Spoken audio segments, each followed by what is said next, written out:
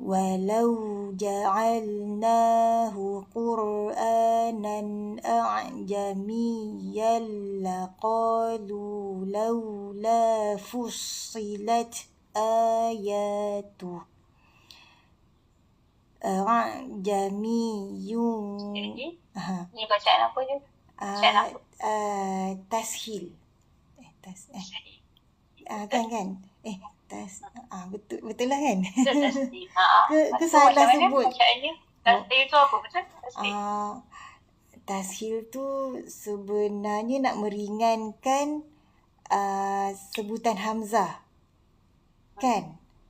Betul. Macam mana bunyinya?